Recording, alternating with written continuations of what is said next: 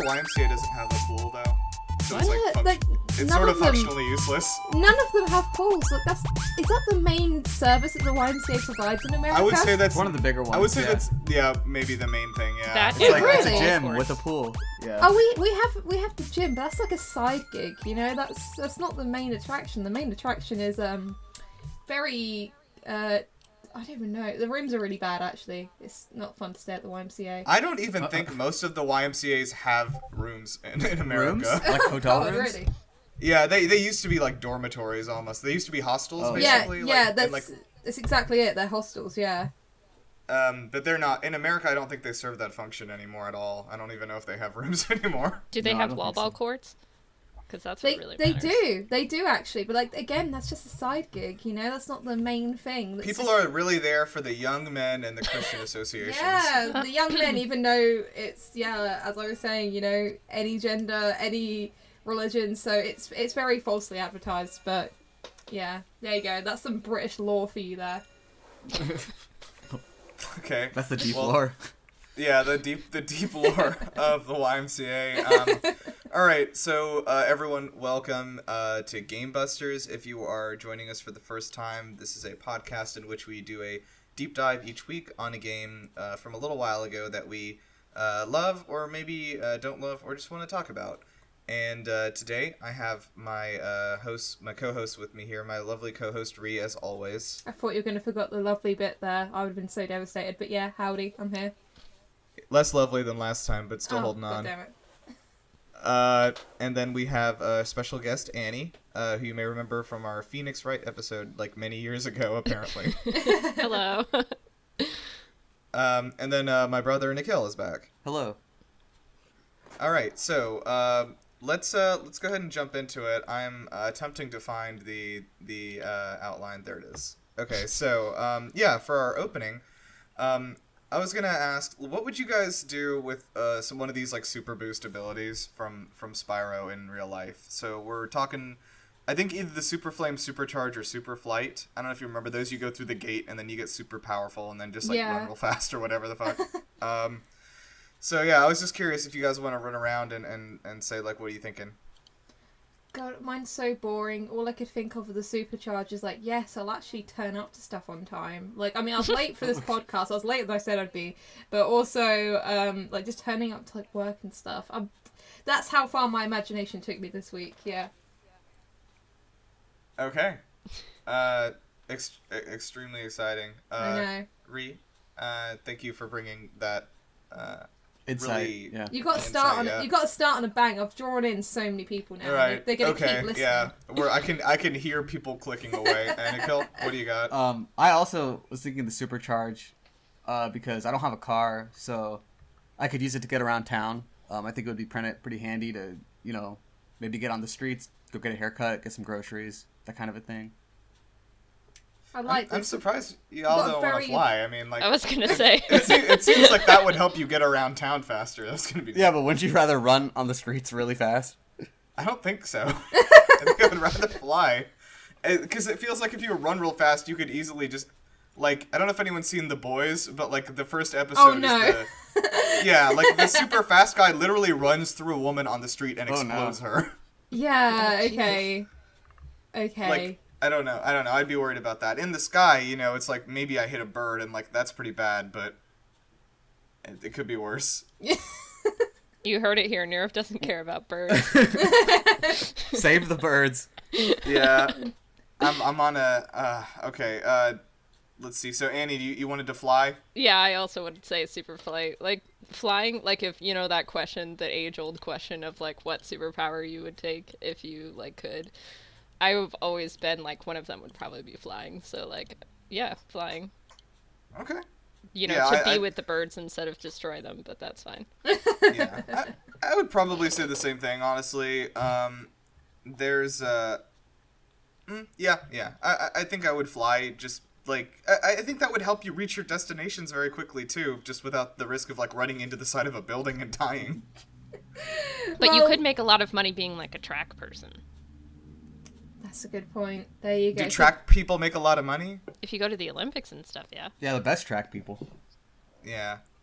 But Okay, will they let you take the supercharged portal thing with you to the Olympics? I feel like that's a performance enhancing drug. Oh, that's true. That's true. Yeah, does it just work by itself, or do you need the portal? I think you got to run through the gate to get it, but as long as you don't stop, you keep it, right? So I guess So you could run right to the Olympics. Right to the Olympics, yeah. Just like get there the exact right second and just like run across the line. Yeah. Okay, interesting. All right, so everyone, let's step into the Hall of Fameluster. As you remember, we have located it on the moon. The I missed Mask this part. Moon. Okay.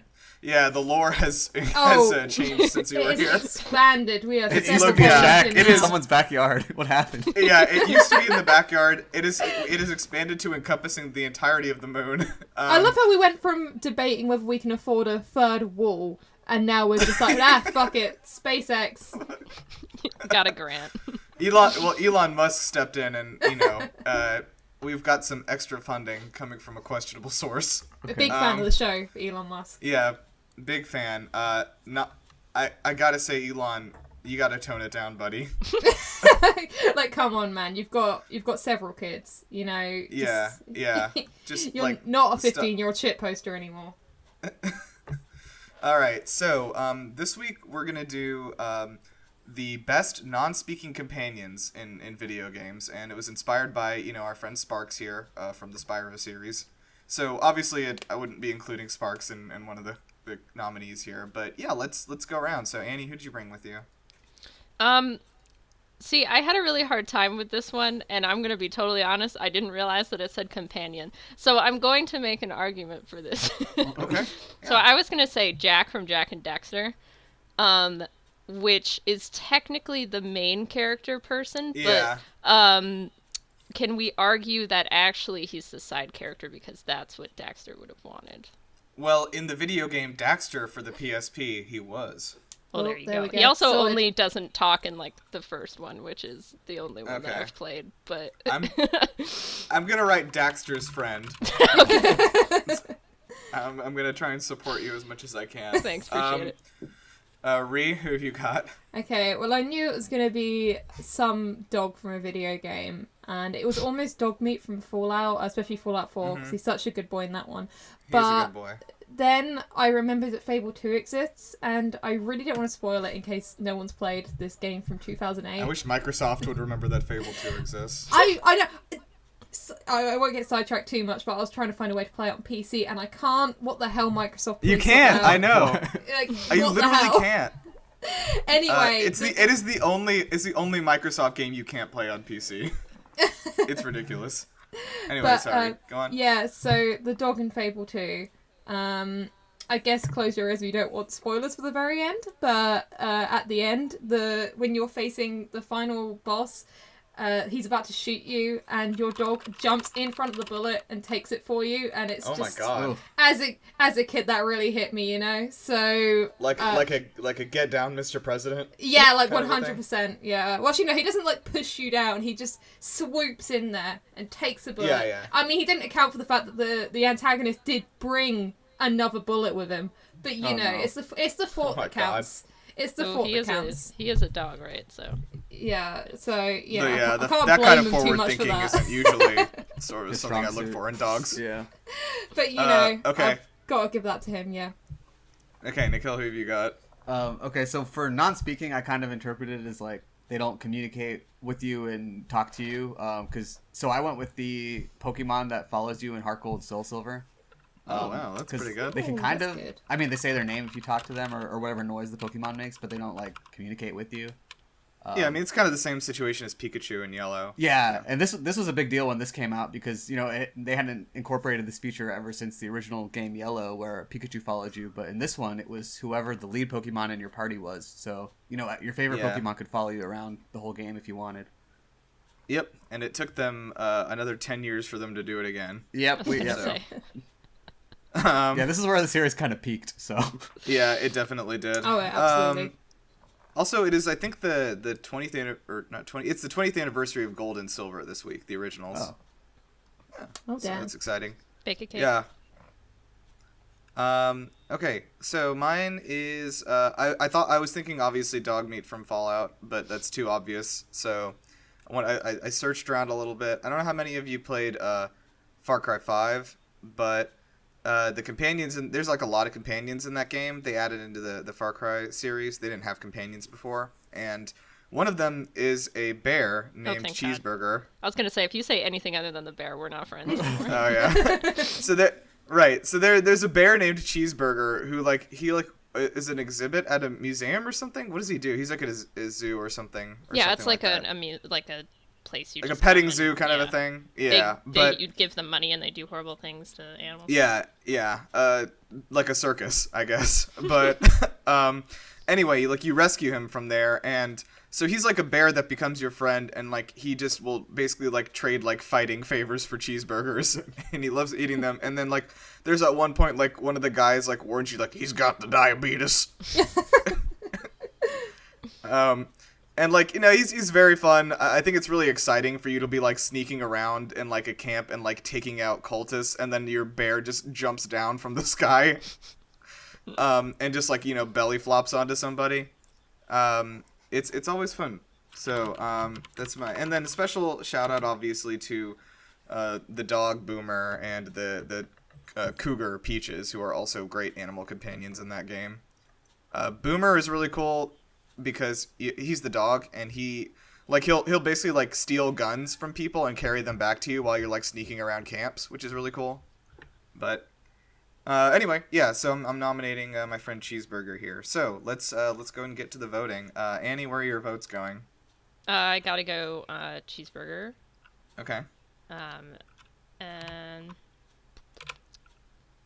I think I'm gonna go with the Fable Dog. Fable Dog. Okay. All right, Nikhil. I will go with. I gotta go cheeseburger. The diabetes bear. And, Yeah. I guess I'll go Pokemon. Okay. Keep doing that. Okay, and then Ree, where are you going? So I'm gonna give one of my votes to Fable Dog. But Okay. also gonna go with Pokemon, mainly because I want Nintendo to please re-release that game because it's so good. There's a rumor because they re-upped the what's it called, the trademark on Heart Gold Soul Silver 2 weeks ago. So Please, there's I beg.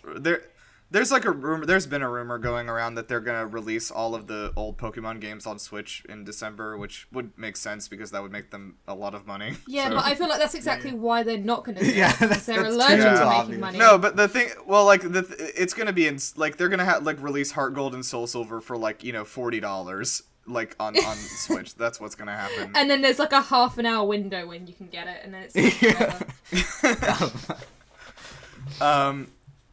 You know what? I was I'm still mad about Mario All Stars disappearing, but I was I don't think I'm very mad about Mario 35 disappearing anymore. Oh god, no! It's a very okay game. I'm very bad at it. That's the online okay. one, right? Yeah, this is Where you Mario compete with Battle other Royale. people? Okay, yeah. Yeah. Mario 99. It's called Mario 35 because there's 35 of you, not 99. Oh, okay. Yeah. Okay, so my votes are, again, we're gonna complicate things, because my votes are gonna go. Maybe we need a new voting system. I'm gonna do Pokemon, but I'm also gonna do Cheezerback. Oh, this is gonna be quite the hybrid. I guess the hybrid is maybe your Ursaring that's following you around. I don't know. How do we want to do this? That's kind of reasonable. It's almost too reasonable though. It's not what I want. Yeah, that would be the most normal hybrid we've had so far, and that's unacceptable. I want a Pokemon that looks like a cheeseburger. Ooh. Oh, okay. A cheeseburger Pokemon would be good. What are other food Pokemon? There's I know the there's ice cream mongoose. Yeah, whatever his name is. Vanillux Yeah. and Deluxious. I don't know what they're called. I hate that. Delicious. Okay, I'll fashion some sort of a cheeseburger Pokemon out of Vanillux, I guess. I can insert him into a Happy Meal or something. It's a Vanillux milkshake Oh, okay, with fries gotcha. sticking out of it. Right. Okay, well, I'll do some workshopping on it. Okay, let's get into Bustoms, everybody. Please pull out. I don't know if do we have hammers in any of these games? We're just gonna supercharge into it. We're gonna supercharge into the Spyro franchise. Yeah, so we're gonna try to like cover like the whole history of the franchise here a little bit, but mostly focus on the earlier games because those are the ones that were good and fun. That always helps. Yeah, it does help. So yeah, the first. So let's get into it. I'm gonna run through the history of the series quickly. Let me pull up the Wikipedia page because there's those. I can't ever remember the names of those 3 Xbox 360 games that were horrible. Oh yeah, they all just sort of merged into one glitchy, not very nice looking mess. No, it wasn't very good. Okay, so yeah, obviously started out with Spyro the Dragon, and so these games were created by Insomniac, and this was kind of their big breakout with Spyro, but Insomniac would go on to create Ratchet and Clank and make all of the games in that series, and then later Spider-Man for PS4. So they are good at video games. So I mean that's a pretty impressive pedigree. Also our most prestigious award there is the GameBuster's Good at Video Games Award. Yeah, I think we'll give one of those out at the end of the year. There we go. So yeah, so in 1998, that first game came out, and it was a huge critical and commercial success, actually, which is, like, not typically the story with these kinds of things, like, where the first game really hits it off, but, yeah, it did, and it sold 5 million copies, which was pretty crazy back then for, you know, a new IP. Like, that's pretty insane. And this was, of course, before Activision owned, or it's not Activision, or, well, it was before Activision owned Spyro, and it was before Sony owned Insomniac, so... I mean, Spyro at the time amounted to just a random indie platformer, right? Imagine, like independent companies instead of 2 companies owning everything. I've never heard of that. But yeah, so Spyro, was a big breakout hit, and then literally the next year, because they used the same engine for, like, all 3 of these, so they were able to kind of get them out one year after another. So... 1999, Ripto's Rage came out, which I personally think is the best one. And Ree, you may know that as Gateway to Glimmer. Yeah, I was about to say Gateway to Glimmer, the dumbest name. Yeah, they changed the name in the UK. Did it say why? I don't know why. I might check real quickly. I don't know why they changed the name, but it's like I think it's like just in the UK and Australia they changed the name to Gateway to Glimmer. Maybe they thought Ripto's Rage was too aggressive for you Brits. No, but we didn't even get the cutesy Spyro design that they got in Japan on the box art, where he looks like an anime character, whereas here he looked edgy. He was a cool kid. But yeah, Gateway to Glimmer, which is really weird because Glimmer's just the first level, and then you don't really go back to it. So yeah, that was a really weird name choice. Yeah, because it's just the first stage. It was actually just a misprint, but they, covered it up. They put a sticker on the box. Okay, hold on. I know this is not really something I should be doing while hosting a podcast. I have to know, though. Oh, okay, so it was suggested that internally that it's Sony, that the European countries would like more fantasy names, whereas Americans preferred fighting games, so they wanted to put Rage in that title. No, also it was the Americans being awkward. I love that. Yeah. So this is just like old men in suits, basically. Again, trying to figure out what the kids like. Okay, interesting. All right, so anyway, so the original trilogy, Spyro the Dragon, Ripto's Rage, and Year of the Dragon, were all 3 huge critical and commercial successes.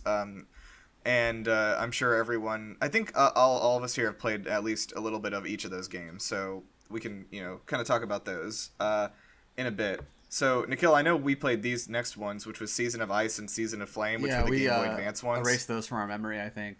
Those were they were underwhelming. They were rated like okay. They met like middling success, and everyone's like, yeah, this is because like back then I don't think handheld games were expected to be very good. Oh no, not at all. Yeah, there were so many bad handhelds. And like they did it with like a lot of known franchises, like on console it's like this is good, and then the handheld one is like a bad version of that. Yeah, like this is what you get the younger sibling for Christmas, Yeah. Nikhil, I don't know if you remember this, until we got those SPs like for like a year we had to share one Game Boy Advance. Yeah. Oh man, that was terrible. It was not good. And we always had that plug-in, like USB little light since it didn't have a light in the the console. worm light. That, Yeah. Oh it barely god, helped. no, that sends me back. That's probably why we Everyone loves the have worm terrible light. We're eyesight now- now. We are now boomercast right now. Remembering yeah. the Yeah. time before Game Boys had backlights. Okay, so the next trilogy was like met with definitely less critical success, and that was Enter the Dragonfly, Attack of the Rhinox, and A Hero's Tale. So, I don't know that we Cannot played even Attack remember of the that Rhinox. second one. Oh god. Right, yeah. I don't think think- it sold yeah. very well. I think A Hero's Tale did better. I think Attack of the Rhinox might have been an exclusive, and so a lot of people didn't see it. But like, yeah, I know we played Enter the Dragonfly and Hero's Tale. Those were basically the same as the first trilogy, but worse. Yeah. I mean, it was exactly the same setup.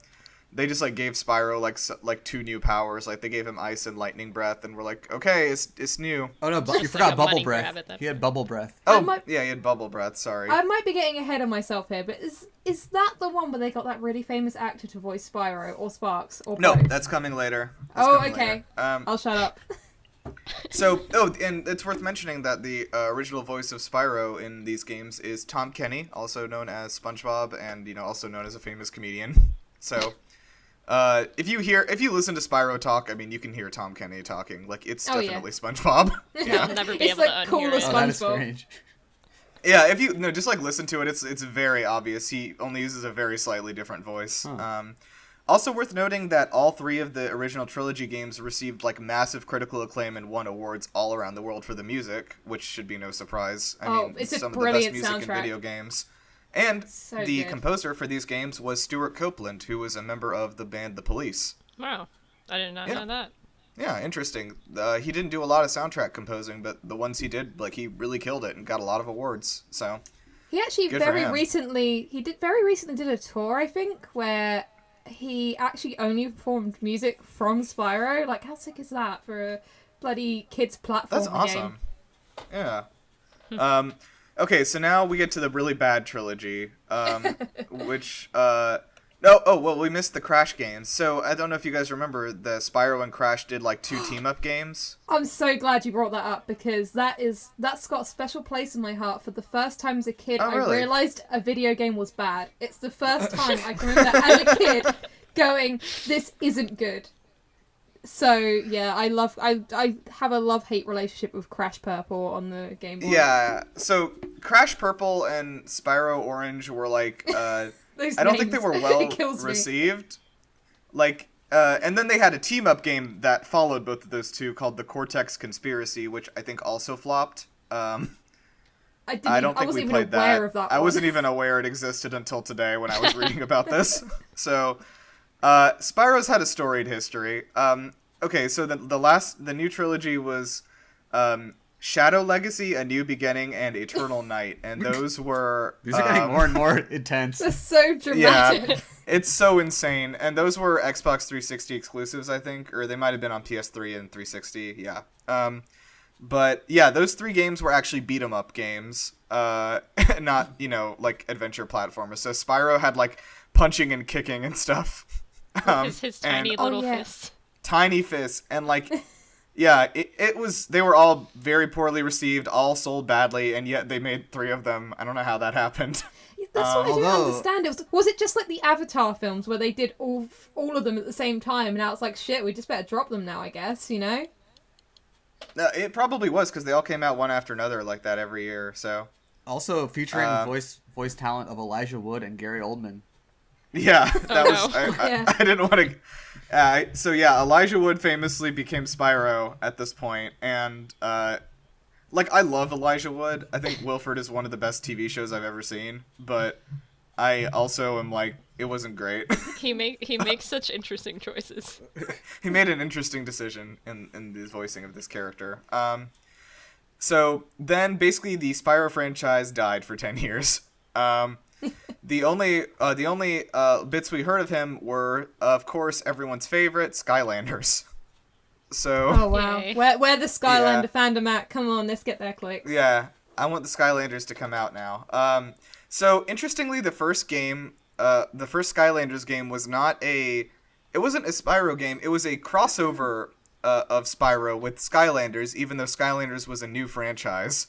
So I don't know that that's really ever been done elsewhere, but basically Spyro was added into the game to like act as a ramp to like get people into Skylanders. So it was called like Spyro and the Skylanders kind of a thing, you know. And he had an interesting character design in that one.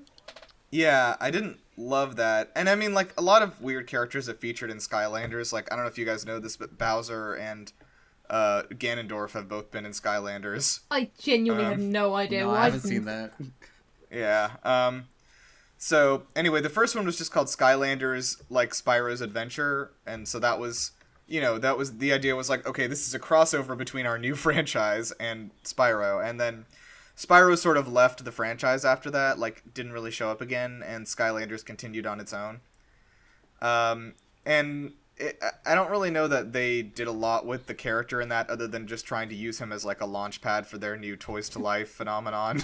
It's just interesting that they were like, let's take this character from a long time ago and use him to get kids to do a thing that's made for kids when they've never really heard of Spyro. Yeah, Yeah. that's a good point actually, and it's not like they're going to get the old Spyro fans because, one, they're probably a bit too old for at least the beginning of the Toys to Life thing, but also they completely alienated all of them by massively changing the design so he looks like a pug, but like even more squashed. Yeah, it was disgusting. It's not good. He can't breathe. And I certainly don't want a real life statue of it in my home. Exactly. Like, why do I want to be reminded that that's what he's become? So, yeah, that was a very interesting decision on that. Now, part. a fun fact: Hans Zimmer did compose the music for Skylanders: Spyro's no, Adventure. you're making that up. Why are all these Absolutely people not. involved in the franchise? Oh no. They might have gotten Okay. him because they put Spyro in it. Oh, that's how they did it. So this was obviously an Activision franchise. So, by the way, Spyro was acquired. The IP for Spyro was acquired by Activision in 2008 after the horrible 360 games. And they just kind of were sitting on it. They're like, doing as Activision does, like, how can we milk this for money? Yeah. Anyway, so Spyro basically died for about 9 years. The Dark Ages. And then the Dark Ages, yeah. And then in 2018, of course, Spyro Reignited Trilogy came out. And everyone was happy and everyone cheered. Have any of y'all played the Reignited ones? Oh, an ungodly amount. Yes. Okay, yeah. Yeah, I have too. I'm actually playing through Year of the Dragon right now. Obviously the day that it came out, I bought it and I played through Ripto's Rage. So I guess this is a good time as any. I would say that Spyro 2 Ripto's Rage is very solidly in my top 5 video games of all time across anything. I've played it, I've 100%ed it 5 or 6 times, but I think I've played the actual game maybe 14, 15 times, more than any other game for sure. And the reason for that is, one, because I don't, Nikhil, do you remember like when we were like younger, we had like the PSPs? Did you ever use yours, by the way? I played that Star Wars game a lot. Oh, Battlefront 2. Yeah, we had it on there. Or was that Battlefront 1 back then? No, it was the old Battlefront 2. Oh, It before was the on remake. PSP. Yeah.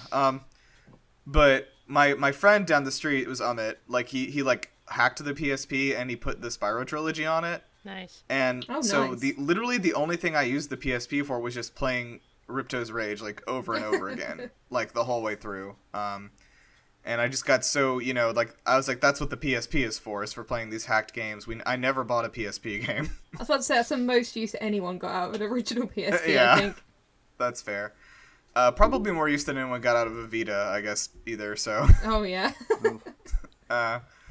Anyway, so that sort of is like where we are now. Reignited was a great return to the series. It's probably like the most loving remake I've ever seen of a game. Like, Oh yeah. Easily. absolutely phenomenal. And yeah, so I think that let's dive into like talking about it. So in the 90s there were like a bunch of like mascot platformers basically that were coming out, and the everyone was sort of wanting to have their own Mario, right? Like, and I know it's crazy to think about now, but like there was a time where like Mario and Sonic were fighting for the title of like the video game guy, Which is so hilarious. And then they went to It's the just- Olympics yeah. together. Now they're at the Olympics together, which is where they belong, I think. Yeah.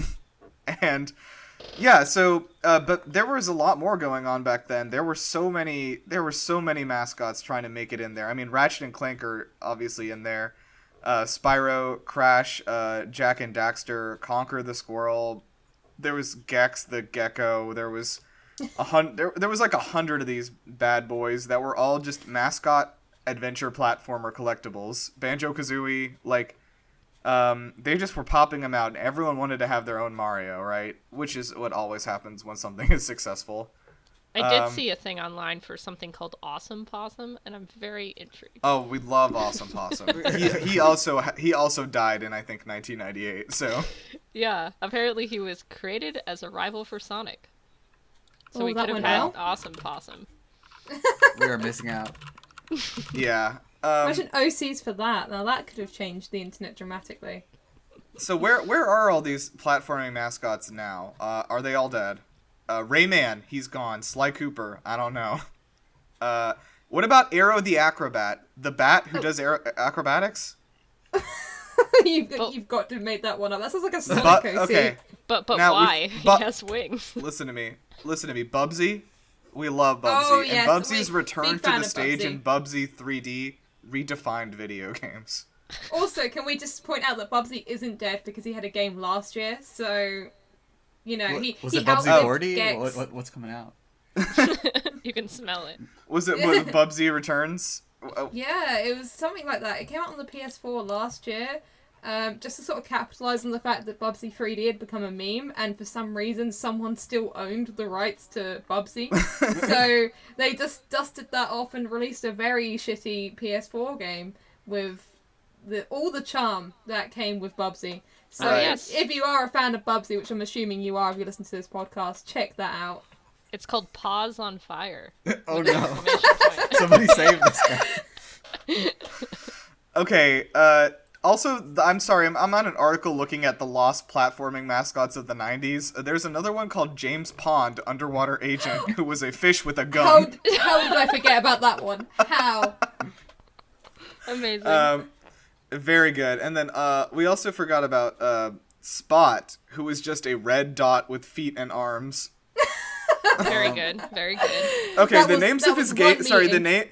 the names of his games were Cool Spot and then Spot Goes to Hollywood. It's like a 90s sitcom.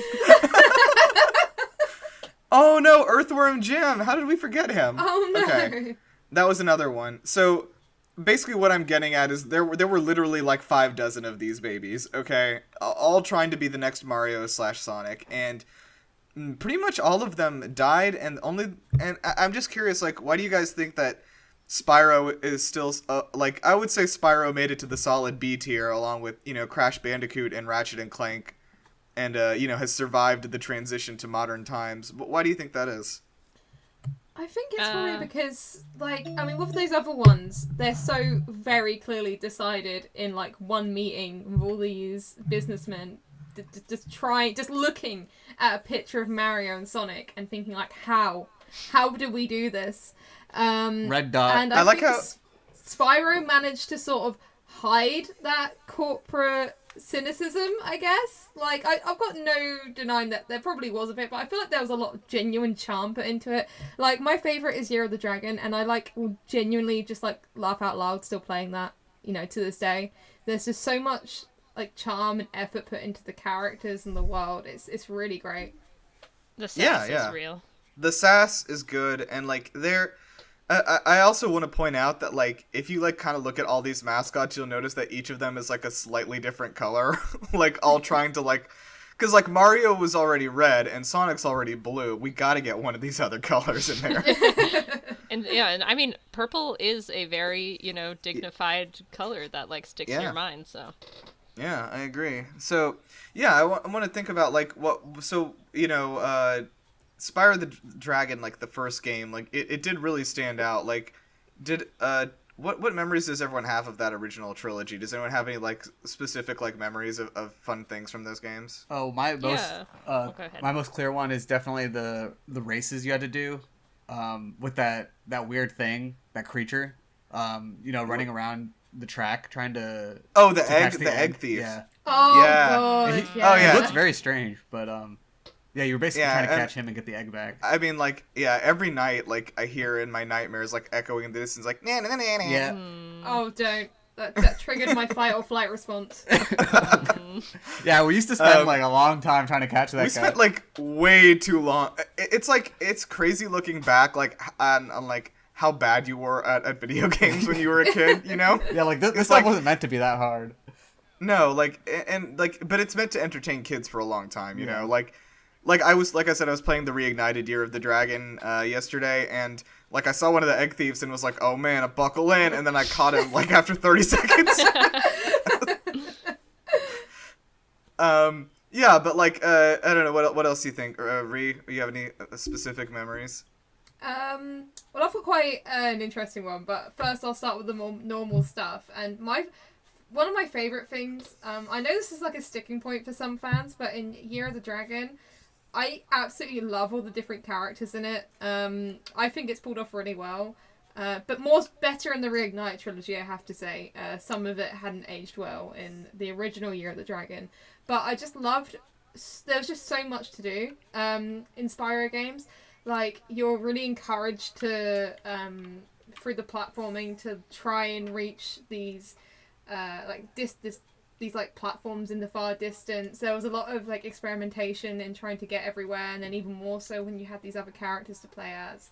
So that's what I think of, is just spending so much time trying to figure out how to get to a different part of the stage, and with that banging soundtrack playing as well. Yeah, that's what I think of. Yeah. Yeah. So yeah, I want to talk a little bit about the characters too, because I think they were all really endearing. Like, obviously Hunter, everyone remembers Hunter. We love My him. favorite, my boy. You know, he's like, you know, when you talk to him and he's like, press the triangle button to hover at the end of your glide. You know. He's like straight out of college, It's- yeah, like a frat boy. Yeah. Is anyone else like kind of like nostalgic for like when people in video games would say the names of the buttons on the controller out loud? Yeah. Yeah. You know, they're like, yeah. turn the right stick to control the camera. Like, somebody in the game would, like, say that, and it would be voice acted. They don't do that anymore. No, they've evolved. great And then, loss. yeah, Elora, the fawn, who is the, I guess, the beginning of a lot of people's art careers, is what I'll say. Awakened a lot of furries in the world. Yeah, that's, yeah. And then, of course, the professor, we love him, love his work. He's like, oh, I have opened the dragon portal once again. And Sparks has been a very faithful companion, I think, throughout the whole series. I really think he's like a really fun companion, and I think one of the key things that made Spyro fun was that the collecting wasn't made difficult, because like if you walk within like a few feet of a gem, Spyro picks it up, you know? Right. Like you don't Yeah, have to like, you know, it's not you don't have to be like super precise, and it allows you for a lot more like freedom and just kind of exploring a level. It's like very different from Mario, I think, in that way. Because in Mario you have to like, you know, exactly grab the coins or the stars or whatever. Mario's very precise platforming, and Spyro is very lenient with like how the platforming goes, you know. Except for the flying levels. Oh, The no. speedways, Oh, yeah. Don't, So I hate the Give me speedways. Like, so even much now, anger. Even now, speed- in the Reignite trilogy, Yeah. I left the speedways till last, and I think there's some I still oh yeah, I haven't did done. too. Oh, for sure. Like, and I get the idea of being like, okay, this is like the challenge for the true gamers out there. But I don't know. Like, I think. Oh, and also Zoe the fairy was also really fun. You know, the checkpoint fairy. Mm-hmm. And she was like her own little character and everything, which was fun. But yeah, like, I don't know. And then obviously everyone's favorite character in the franchise, Moneybags, we will talk about a little later. But there were also a few others, like, I think there was like, wasn't there like in Year of the Dragon, there's like a weird like romantic arc between Hunter and like the bad sorceress who's trying to kill you. I think that was like my first like ship as a kid when I was like fucking, like 6 years old. Like, oh, they're cute together. So there we go. Your first problematic fave. Yeah, there we go. God. Actually, sorry, I'm not sure where this is gonna fit in, but I've got a funny little anecdote about Year of the Dragon. Yeah. Go for it. So, Are you guys aware of the anti-piracy measures in place in Spyro 3? No, I'm not. No. So, if you had an illegitimate copy, you'd play the game normally for the first world, which I think is Summer Forest. And then when you get to the end of it, Zoe would say, "Oh, it looks like you're playing an illegal version of the game." Oh my god. The police are on their way. I know, and then say you may experience some changes to the gameplay, so you might want to you might want to purchase a proper version of the game, and that scared the shit out of me at 7 years old. I can't believe they put fairy DRM into this game. But I kept playing, and they were not lying when they said that you will experience some gameplay difficulties. Because what happens is that the language will randomly change. That's fun. Okay. But more annoyingly is, you know how you collect eggs in that game? Yeah. They'll just randomly leave your inventory and you have to get them again. Like, every time you boot up the game, 2 will just leave and you have to go get them again. It will crash sometimes. I think that the speed would change, or you just stop moving all of a sudden. Really fun stuff like that. And obviously I stopped playing at that point, and I got a proper version later on. But I was looking into it today out of curiosity, just to sort of refresh my memory that is something that happened, and I didn't just make it up. Yeah. And it's 100% true. But the worst bit is, if I had persisted and somehow got to the end of the game, as soon as you enter the final boss with a sorceress, your game gets deleted. Just like that. Oh, It takes you back to Summer Forest, and it just deletes your save. So yeah, that's my fun little anecdote there, is that If they were gonna go through all the trouble to make sure that the illegal copy would sabotage you, why would they just not make it not work at all? I know. They allow you to get to the end of the They game. just want to and then torture just, you. Yeah, They needed to yeah. thoroughly teach you a lesson. Now, That's will you insane. ever buy an illegitimate video game again? But there is That's the something real very point. terrifying about having Sergeant Bird yell at me in German, so that scared me as a kid. Oh yeah, we didn't even talk about the other playable characters. Yeah, so in Spyro the Year of the Dragon, you can play as Sergeant Bird, who is a penguin who can fly and drop bombs, or the Yeti, who just does Yeti stuff, I guess, and smashes things. And Sheila the kangaroo, also, who has I guess inspired a lot of fan art. Unfortunately. With that recent design. I mean, that redesign was essentially... The redesign, very from fan the art. redesign. Yeah, the redesign for the Reignited trilogy was very, I guess, fan art inspired. They knew what they were doing. Yeah, they knew what they were doing. But I always loved Sheila. I think she was a really fun character. But yeah, I kind of liked getting to try out new characters. I don't really think that any of their stages were as fun as Spyro's stages, honestly. Oh, yeah. True. But, I was going to ask, does anyone have any, stages in particular that stood out to them as really cool? Yes, actually. There's, I think it's called this... I can't say it. It's the lava one in Spyro 2. The Badlands, I think. Yeah, Skelos Badlands. Yes. And that's only my favourite because I, for ages, didn't own a copy of Spyro 2. I had a demo disc when they existed. And it only had that on it, that stage. So I played that on repeat so much. And the music is still ingrained in my head, and I just get a very nostalgic vibe from it. But also, it's just a really fun level. I went back to it on the Reignited trilogy, and I just really like that level. Yeah. I really... Yeah, What is the name of the first level in the first game? The one first you start level... Glimmer. That's just Glimmer. That's why it's Gateway to Glimmer, I guess. No, the, field that you, start on. I guess it's not even, a level. Oh, you mean I know just what you the mean. Summer Forest? Summer Forest. Yeah. That was, the only thing that I really played of it when I was, really young, and it was, my cousin, at, my cousin's house, and I was, 5. So you just walked around the hub world? Yeah, so it was just real fun for me, because he just started a new game for me and gave me the controller, and I was just, going around collecting gems, and it's just, this cute little, grassland, place, Okay. and the music is good, and I just, so it just holds a special place in my heart, because I had a lot of fun. Okay. Doing absolutely nothing in the game for quite a long time. That's how it is. Nikhil, were you saying something? Yeah, I don't remember the level name, but the one where you do the ice hockey. Oh, yeah, that is, wait. Hated that one. Wait. No, I can do this. Well, that level is of course iconic because of. Yeah, the music was also awesome. The sound effects. Oh yeah. Yeah, I don't know if you guys know this or noticed it, but in the Reignited trilogy, they removed the chanting from the monks. They don't do that I know. anymore. Oh, no. I was very Because they upset by decided that. it was racist. Nostalgia ruined. Yeah, it honestly, I was like halfway down to like just deleting the game. Like, Unacceptable. the name of that one I think is Colossus. That is the name of that stage. Yeah, Colossus. Yeah, that's very sounds pretty. right, yeah.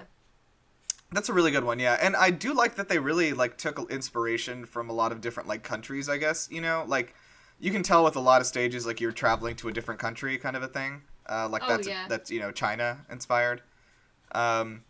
Yeah, there's a lot going on. There's so many of the stages are good, and we'll get into that in our game, which is going to be exciting. So I do want to kind of like let's I kind of want to talk about Moneybags, late stage capitalism, and our lessons learned from his interactions with him. Oh boy. Yeah, that radicalized a lot of youth, I think. I think it did, honestly. Like, I don't know if anyone else felt like it was always like very unfair about like Moneybags is gonna charge me 3,000 gems to teach me how to swim or whatever. Yeah. They're just preparing you for adulthood. I think they were though. That's the thing. Like, this is just how the world works, and like, you know, and the fact that he was like, you know, wearing a monocle and had a giant bag of money, it was like, oh, yes, if you'd like to learn to swim, you can give me much money. Like, had a cigar or something, probably. I don't know. Instill can your, just tell- your hatred in rich people. Yeah, like there are many people at Insomniac that were not happy with their landlords, and that bleeds through. Do you think that maybe Moneybags was sort of the physical manifestation of Sony with their dealings with them? Oh no. Might be actually, yeah, because they were the ones that I think were demanding a game every year. Yeah, they were. And they were. they were completely burnt out by Year of the Dragon, which is completely understandable. Yeah. He kind of So, reminds me yeah. of this is random. He reminded me a lot of Mr. Poe from A Series of Unfortunate Events. Yeah, I don't know why. Does Mr. Poe also have a monocle? I think I imagined him having one. He probably should, and he also like seems to be on your side, but he's also kind of like a greedy dude. Yeah, and he also is very unhelpful. Yeah. Overall. This did remind me, and I can't believe I didn't write this down to talk about, but the cheat codes. Oh yeah. Oh yes. Oh, yeah. Oh yeah. Up, left, triangle, Sunglasses. circle. Get like a yellow dragon. Those were the best. Yeah, Yes, like, two you know, different people. fucking fathead Spyro. We got 2D Spyros, Yeah. sunglasses, change your color, little head. Are you kidding? Yeah, Littlehead was pretty great. I really enjoyed those though. Like it's so fun, and they made it very publicly known because Yeah. even when we were kids, we knew about it, right? I don't know how we knew, but Yeah. Do we have Like- the internet? they had internet back then, right? They're dial-up, of course. Yeah, you just couldn't yeah, talk I think they at had. the same time. Was it? What was the cheats website that everyone used? Was it cheat codes? Oh, cheatcodes.com. Cheatcodes.com. Yeah, I think they're very upfront about what they were doing. They got there first. Yeah, I remember cheatcodes.com, and we had a Game Shark too, but I think that was different. Or you bought the manual. Yeah, well, the The manual walkthrough. came. I wonder actually if the cheat codes were in the booklet that came with the game. Probably. It's possible. Yeah. Anyway, there's a lot of fun cheat codes, and obviously all of them made it to the Reignited trilogy. So definitely check those out. My Spyro is wearing sunglasses and is green. Okay. I like small head sunglasses. That's always fun. Another cool thing about the Reignited trilogy, by the way, is they remastered all of the music, but you can also, with the press of a button, switch between the old music as it was preserved and the new rearranged music at any time. Oh, they're And you both can make really him good. look like old Spyro. Yeah, and you can Yeah. actually use the model from the PS1 games. Yep. Which is awesome. I like it. Okay, so let's go ahead and close out our bustums here with this main question. You know, does Spyro need more or less ghosts? I think more. I think there was some ghost potential here, and we didn't get a whole lot. I am thinking, and I think Spyro actually avoided the whole like traditional graveyard stage of like every 3D platformer. Was there even like a haunted stage in any of these? I don't remember I one. can't think of one, no. So yeah, definitely yeah. more disappointing amount of ghosts. They had like a in this cursed game. stage, right? With was it I can't remember, no. or like the Does that like yeah, say maybe not. something about like dragons and how they don't like bury their dead? I God. I guess it does. They Yeah. obviously dragons cremate their dead, right? Yeah, I mean that would make sense. Yeah, like it makes sense. That is strange, I guess. I never really thought about. They never had any spirits or there was the evil spirits from Colossus that lived in the statues you had to kill. The ones that looked like Ghastly. Oh yeah, well they weren't And they- very difficult They weren't. to They handle. weren't really. So, No, they so weren't. because They of that, used- we could stand to have some more ghosts then. I'll take some more ghosts. Yeah. I think Yeah, okay. you always need more ghosts. Yeah. Honestly, I don't even know if this question's worth asking because we pretty much have to say more every time because like I don't really know if there is a game that has too many ghosts in it right Maybe now. Luigi's Mansion. No. I feel like that's like the right amount of ghosts though. Yeah, that's true.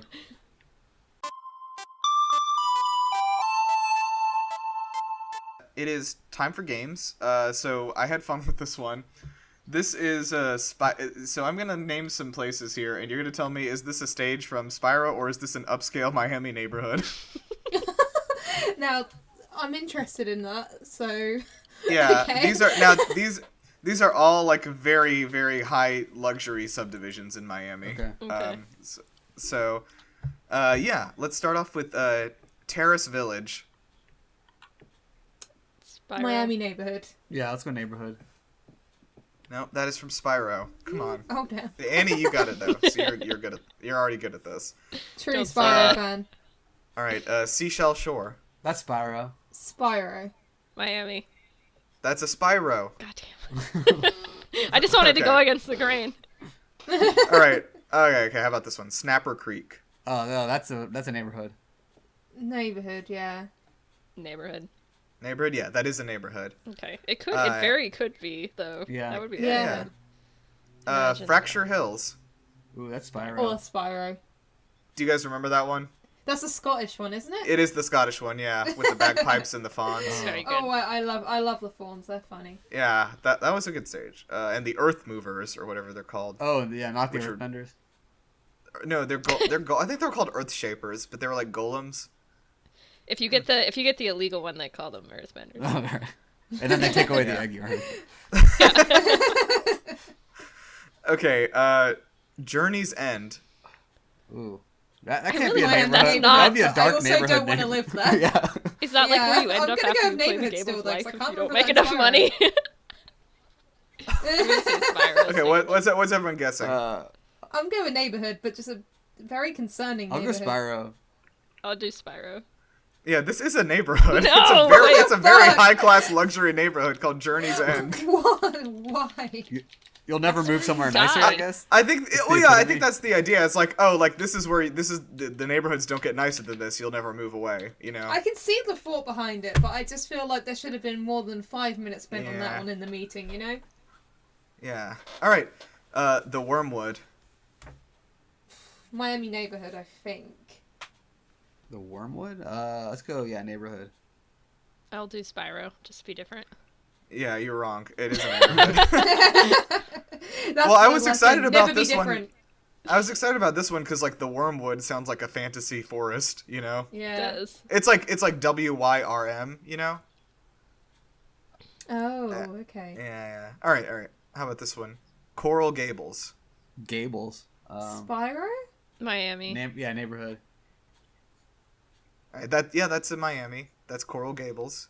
See, I did accidentally cheat because I did look up Journey's End, Oh my and god. that's apparently where Journey's End is in Coral Gables. Just fun Oh fact. my god. Because I Jesus. am All planning coming on together. living there and dying Yeah. there, so That will be our Journey's End. Okay, Breeze Harbor. Spyro. Spyro, yeah. Wait, what was it? Breeze Harbor. Oh, Spyro. Yeah. Yeah, that's from Spyro too. I don't know if you guys remember that one with the pelican people and like the firefighter slugs and Wait, no, everything. is that the Trouble the Trolley one? The one that everyone Yeah, memes that about? is- Yeah. that is oh, the horror- God. Probably the hardest No. mission in the game, the trolley. Yeah. I can't it's believe rough. we got that far without bringing up Trouble the God. Trolleys. Oof. All right, the mooring. Neighborhood, I Neighborhood. think. Neighborhood. Yeah, that's a neighborhood. Okay. Nice. And Sunny Villa. Oh, that's gotta be Spyro, I think. Yes. Yeah, Spyro. Yeah, it is Spyro. You guys got most of these right. I think that I think the Spyro stages are pretty memorable, which is probably what helped. But I don't know. I think these do kind of have like a weird. They do kind of sound very similar. Yeah, I've got to say, those are two things I didn't think would go hand in hand. Mm-hmm. So yeah. Okay. All right. Yeah. So let's.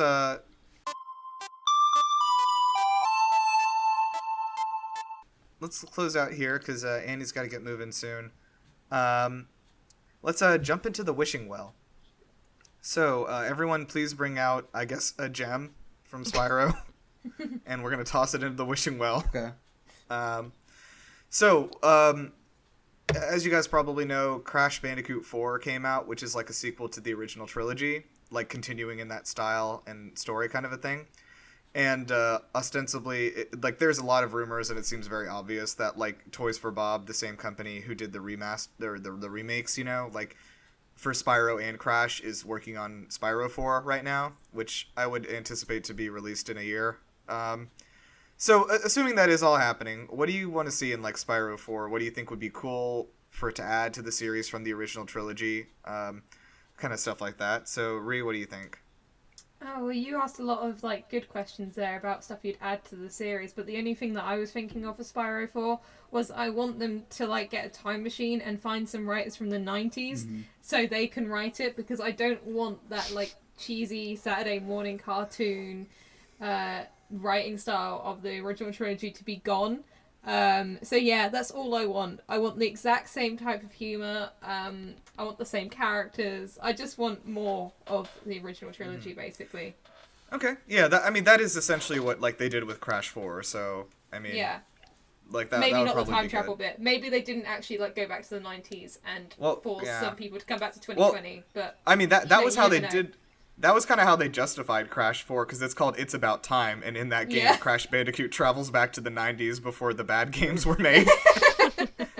Like, it's hilarious that they went through all that trouble, but maybe they'll do with Spyro, too. Annie, what are you thinking? I think like one of the things that made the like reignited trilogy like so cool for a lot of people was the fact that like they had a lot of those things where like you could still do the same cheat codes and you can still do like go back to the same music. So I mean, I was kind of on the same stream of like I feel like they need to keep that like original idea and feel to like really keep like the old fans on it and everything like that, and obviously making it look like very, very pretty and have very, very good music.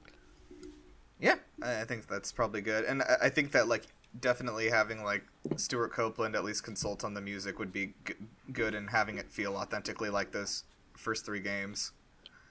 Yeah, but Nikhil, what do you think? Yeah, definitely, you know, music, animation style, writing, all of that to be more towards the original games in the series. And also I would add like inside the levels themselves, they had some really cool and really clear themes in the first 3 games within the levels. You know, based on the music, the characters and the NPCs in those levels, also the enemies in those levels, all of it kind of, you know, went together to make really cool themes. So I think bringing some of that back and maybe exploring, you know, different types of levels, maybe like desert levels and, you know, more underwater levels or whatever they can think of, but just like having cool and clear themes. Yeah, I think that's a good point, and that's one thing that I think a lot of platformers didn't have, is that like every level in Spyro has different enemies that are themed around that level in the first few games. And like, you know, in Mario 64, there's like a dozen enemies maybe, right? And they're like, you know, used over and over again, and nobody really cares. But like in Spyro, you never see the same enemy in 2 different levels, which is crazy how many different creatures with different powers they had to create. That's very true. Yeah, especially back then. But yeah, I would love to see more continuation of that, definitely. Like, and I kind of think that having a Mario Odyssey almost theme to it, of like traveling around the world, would be awesome. Like having like a distinctly like, this is like a Latin America stage, and like this is like a South Africa stage, and this is like an India stage. You know? Yeah, that'd be a really good idea. Yeah.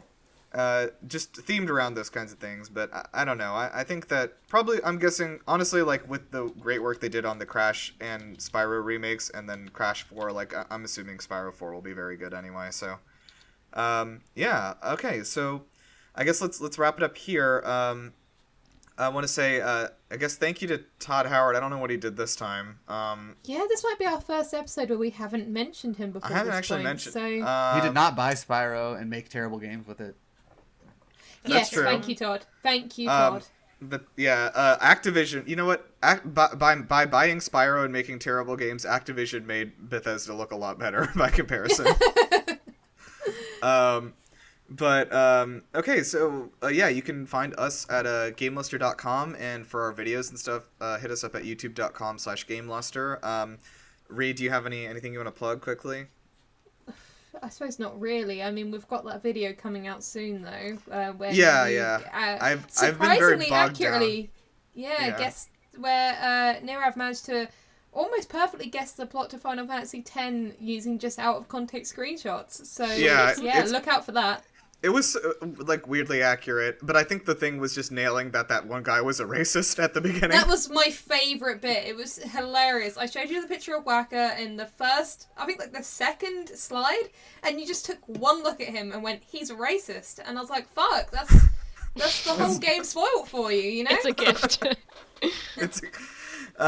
Yeah, so that'll be coming out soon. I also am working on a video for doing a reading of the Animal Crossing fanfic Welcome to Camp for Spooktober, which is, I think, the best fanfic I've read in my whole life. It's a horror fanfic about Animal Crossing. Amazing. Spooky. It's very, very scary. It's like a body horror thing. It's very scary. And then obviously we have I'm doing my top 10s as videos now, so check those out. They'll be on our YouTube page. Nikhil, do you want to plug anything?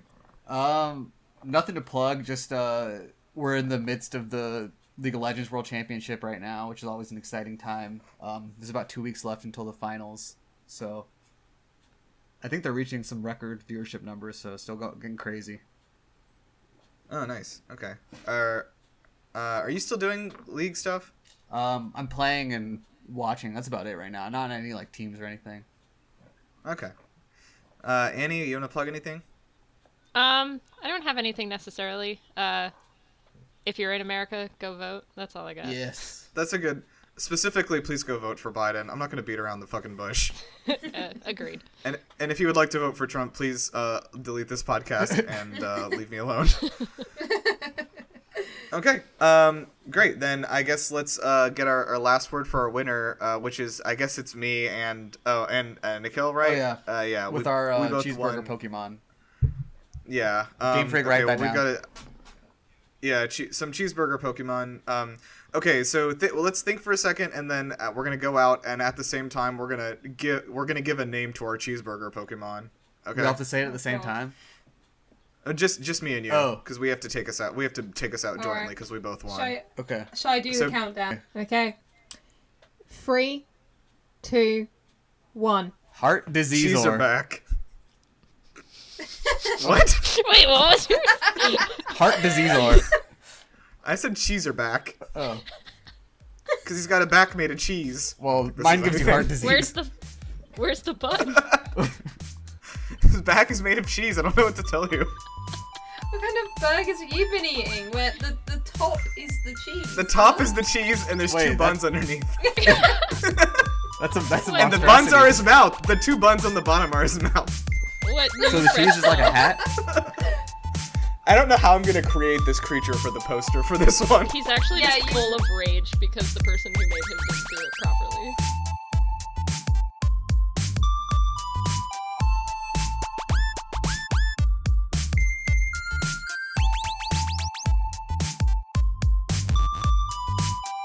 Diseaseor, yeah, like Scizor, but Heartdizzizor.